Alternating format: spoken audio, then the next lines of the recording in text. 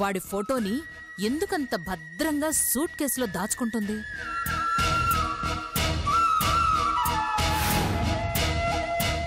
అది చూశాకే అర్థమైంది ఆ రోజు జానకి కావాలనే నువ్వు డిజైన్ చేసిన షర్ట్ని కాల్చేసింది అని.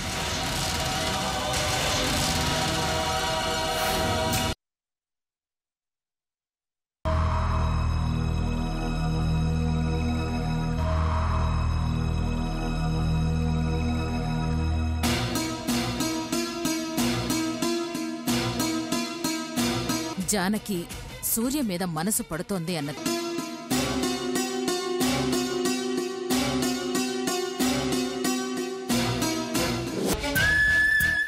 సూర్య మీద ఎలాంటి ఆలోచన లేనిదైతే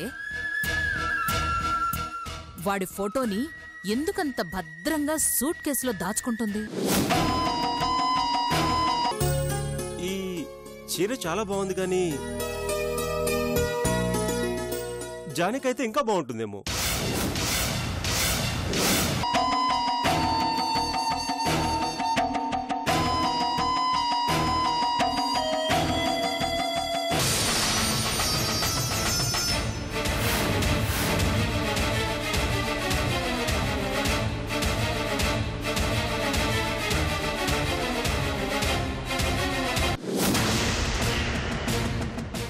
జానకక్క నిజంగానే సూర్య మీద మనసు పడుతుందా?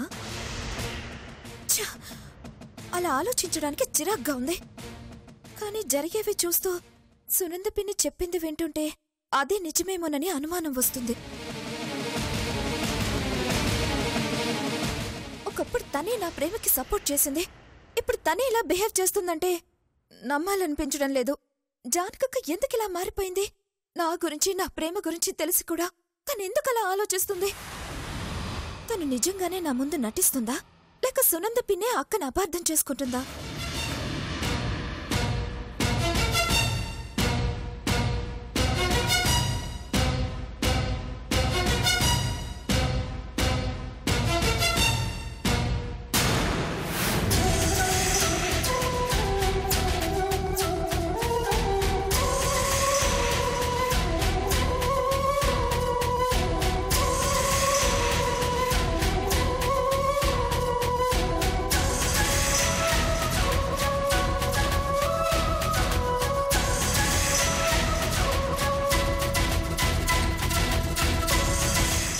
ఏది ఏమైనా ఇది నా జీవితానికి సంబంధించిన విషయం.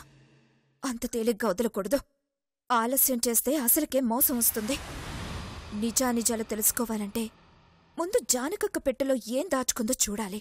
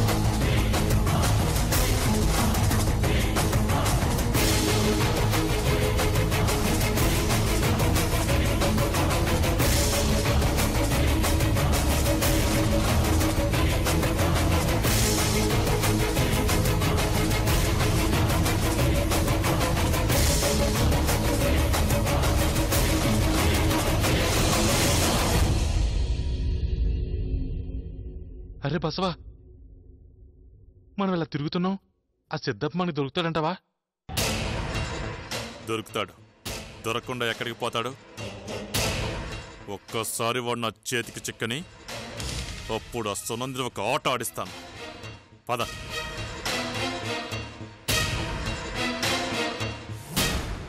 ఆగండి. ఎవరు మీరు? ఎవరు కావాలి? ఇది జేడీ గారిలే కదా? అవును. అయితే మేము ఆయనే కలవాలి. ఆగండి. ఇది జేడీ గారి ఇల్లు అని చెప్పాను గానీ ఆయన ఇంట్లో ఉన్నారని చెప్పలేదు కదా? ఇంట్లో లేరా? మరి ఎక్కడికి వెళ్ళారు? వెళ్ళాడు కాదు, ఉన్నాడు జైల్లో.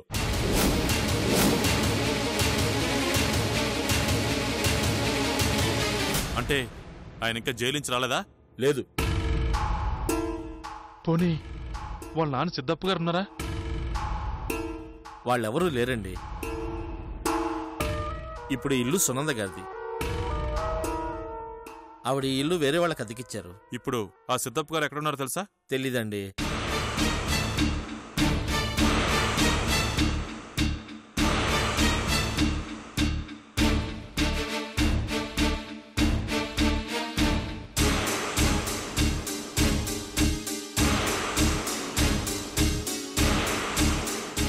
ఇప్పుడు ఏం చేద్దాం రా బసవా?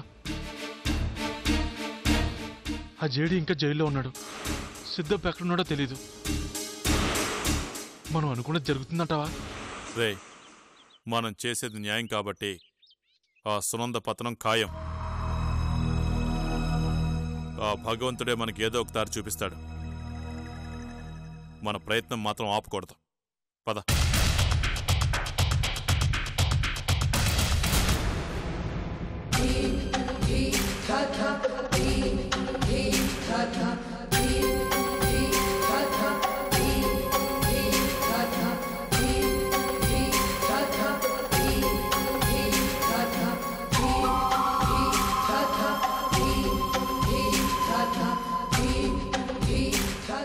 ఆడెవడు?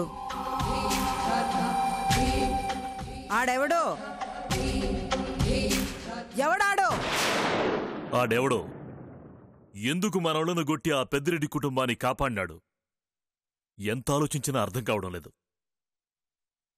పోనీ ఆ పెద్దిరెడ్డి మనిషి అనుకుందామంటే ఈ సునంద పక్కన ఎందుకుండాడు? అసలు ఆ సునంద పెద్దిరెడ్డి మీద ఎందుకు పగబట్టినాది?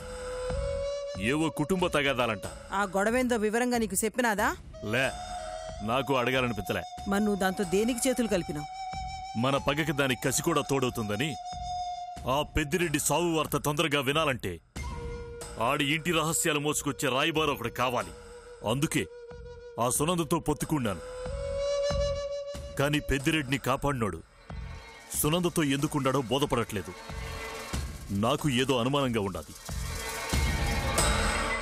అసలు అనుమానించాల్సింది ఆణ్ణి కాదు, ఆ సునందని.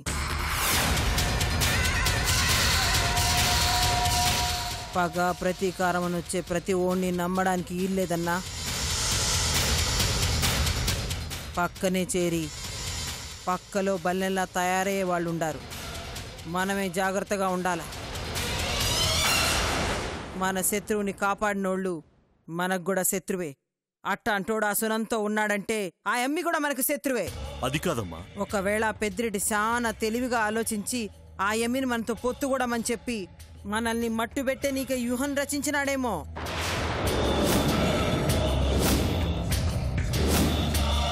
ఎప్పుడూ ఒకే వైపు నుంచి ఆలోచించద్దన్నా. ఇది కలికాలం. మనకి నమ్మకస్తుల్లాగానే కనబడతారు, కానీ మోసపోయేదాకా తెలీదు వాళ్ళు నమ్మక ద్రోహులని. ఇప్పటికే దెబ్బతినున్నాం. ఇంకోసారి అవకాశం ఆ కుటుంబానికి ఇవ్వకూడదు. నువ్వో తూరా సునందకు ఫోన్ చేసి మన పద్ధతిలో అడిగి చూడు. ఆడెవడు, దేనికోసం అది మనతో పొత్తు పెట్టుకున్నాదో తెలిసిపోతాది. నీకు చేత కాదంటే చెప్పు, నేను విషయం రాబడతా. అమ్మా నువ్వెందుకులమ్మా, నేనే మాట్లాడతాను.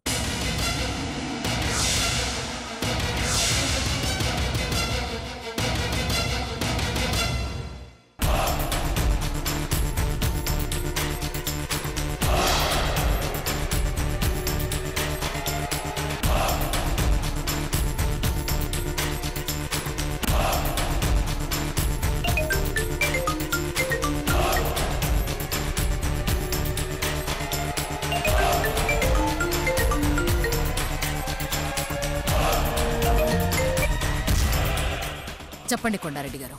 ఏం సునందా, ఫోనే చేయట్లేదు? ఎంతవరకు వచ్చినది నీ పని? నా పనా? ఏంటండి అది? అదే, మమ్మల్ని సంపనీకి నువ్వు ఆ పెద్దిరెడ్డితో పొత్తు పెట్టుకున్నావు కదా.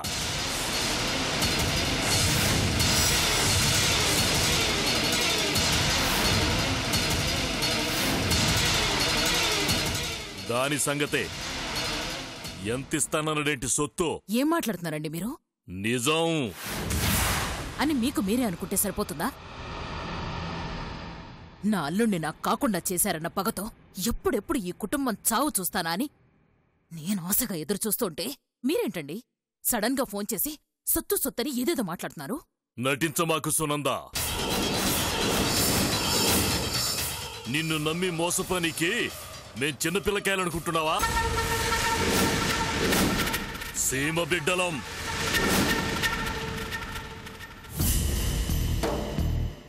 నీ నక్క వినియాలు తోడేలు తెలివితేటలో మా కాడినిపించొద్దు.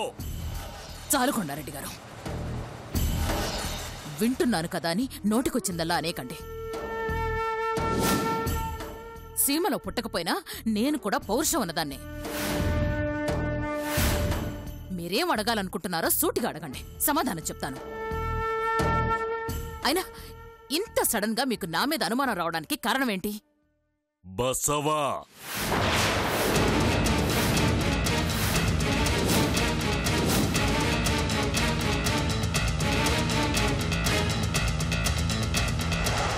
బసవా? అవును, తెలివిగా నువ్వు మా మీద ప్రయోగించిన అస్త్రం వాడే కదా. బసవా ఏంటి, అస్త్రం ఏంటి? ఏం మాట్లాడుతున్నారండి మీరు? నాకైతే ఒక్క ముక్క అర్థమై చావట్లేదు. కానీ నీ గురించి మాకు పూర్తిగా అర్థమైనది. మా మనిషిలాగా మా పక్కన చేరి మా ఎనకాలే గోతులు దోదామనుకుంటున్నావా? నేను గోతులు తవ్వడం ఏంటండి? మీకు దండం పెడతాను, కాస్త అర్థమయ్యేలాగా చెప్పండి. ఆ దినం పెద్దిరెడ్డి కొడుకుని ఎత్తుకుపోమని, ఆ తరువాత కుటుంబాన్నంతా ఒక చోటకి పిలిచి ఏసేయమని సలహా ఇచ్చింది నువ్వే. మళ్ళీ ఆ బసవుగాడిని ముసుగేసి పంపించి వాళ్ళందరూ చావుని అడ్డుకున్నది కూడా నువ్వే.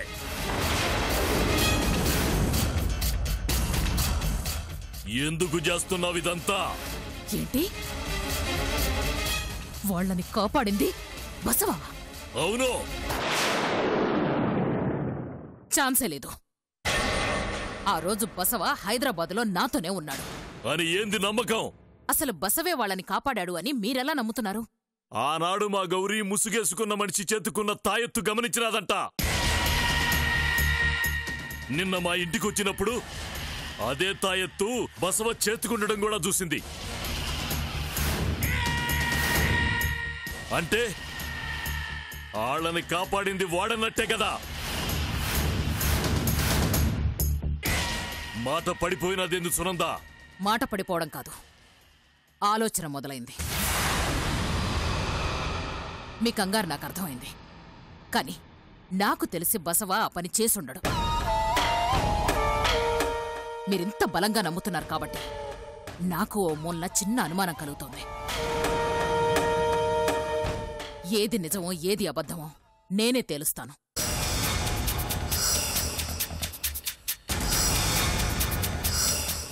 బసవ హైదరాబాద్ వెళ్ళాడు. రాగానే కన్ఫర్మ్ చేసుకుని మీకు కాల్ చేస్తాను. ఒకవేళ కాపాడింది వాడే అని తేలితే నేనే వాణ్ణి నిలువున నరికేస్తాను. సరేనా? అత్తగే. నన్ను అనుమానిస్తే మీరు మీ పగని అనుమానించినట్టే. గుర్తుపెట్టుకోండి, ఒకరికొకరం సాయం చేసుకునేవాళ్ళం. ఆ మాత్రం నమ్మకం లేకపోతే నష్టపోయేది మీరే.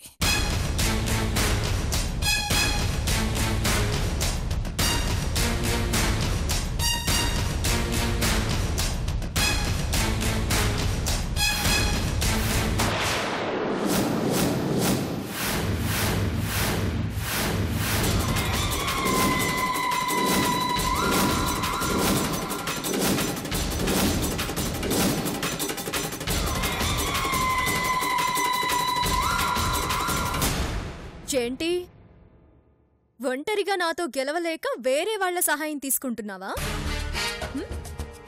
కాదే, నిన్ను చంపిన తర్వాత శవాన్ని పాతేయడానికి సాయం అడుగుతున్నాను. అడుగడుగు. కనీసం నువ్వు చస్తైనా పాతేయడానికి సహాయపడతారు. ఎవరు చస్తారో ఎవరు బ్రతుకుతారో తేలే రోజు దగ్గరలోనే ఉంది. నీకు ఫిజిక్స్ తెలుసా? బంతి ఎంత బలంగా నేలకేసి కొడితే అంత వేగంగా పైకొస్తుంది. అది న్యూటన్ సూత్రం. అలాగే నువ్వెన్ని స్కెచ్లేసినా అవన్నీ నీకే తిప్పి కొడతాను. ఇది ఈ నీల సూత్రం. నువ్వు నీ పిచ్చి సూత్రాలు. పిచ్చి సూత్రాలు కావు, నీకు పట్టిన పిచ్చిని నయం చేసే సూత్రాలు.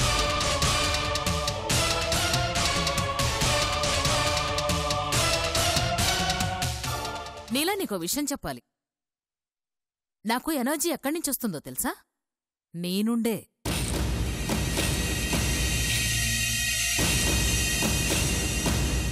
నువ్వొచ్చి నాకు చురకంటించిన ప్రతిసారి నా బ్రెయిన్ ఇంకా ఇంకా చురుగ్గా పనిచేస్తూ ఉంటుంది. నిన్ను చంపాలన్న కసి ఇంకా ఇంకా ఇంకా రెట్టింపవుతుంటుంది. నేను నీకు ఇంకొక విషయం చెప్పనా? నాకు మాత్రం నిన్ను చంపాలన్న ఆశ ఇంత కూడా లేదు. నువ్వు బ్రతికే ఉండాలి. నేను నా బావ కలిసి సంతోషంగా ఉండడం నువ్వు కళ్ళారా చూడాలి. అదే అదే నీకు చావుతో సమానం.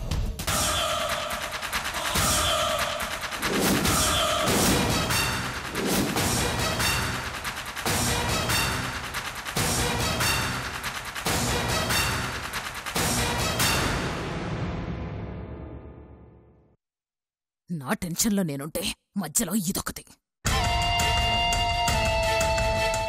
అసలు నిజంగానే బసవ వాళ్ళని కాపాడుంటాడా?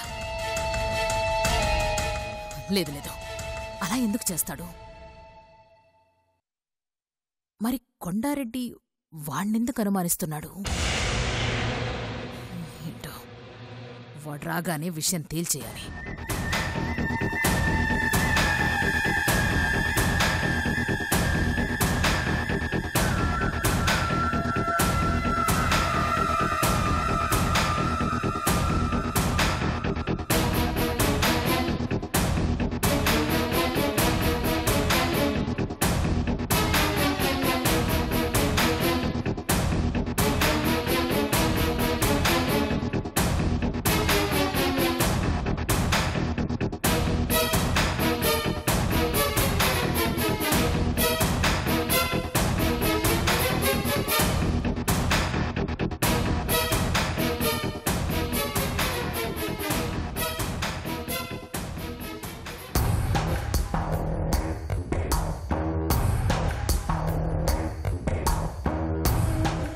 వైషు, ఏం చేస్తున్నావు?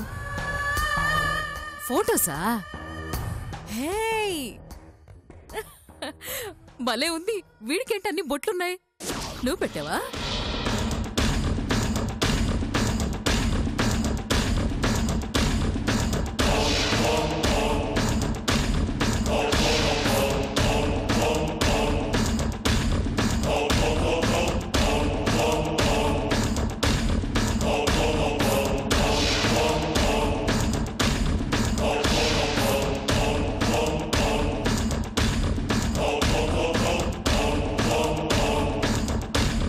అమ్మా జానకి,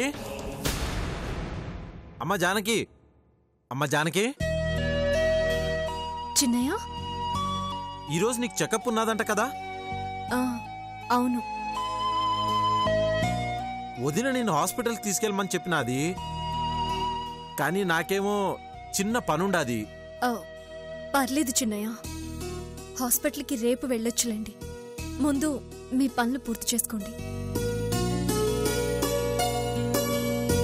అలా పోస్ట్ పోన్ చేస్తే ఎలా జానకి? రెగ్యులర్ చెకప్స్ తప్పకుండా చేయించుకోవాలి. పైగా డెలివరీ టైం దగ్గర పడింది. ఈ సిచ్యువేషన్లో అస్సలు నెగ్లెక్ట్ చేయకూడదు.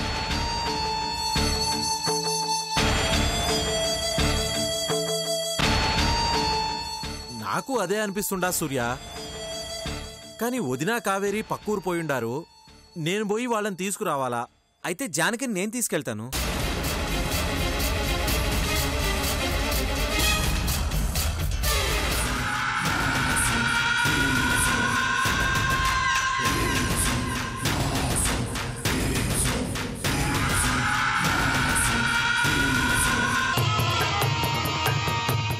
జానకిని సూర్యని వెళ్ళని. కావాలంటే జానకితో పాటు నేను వెళ్తాను.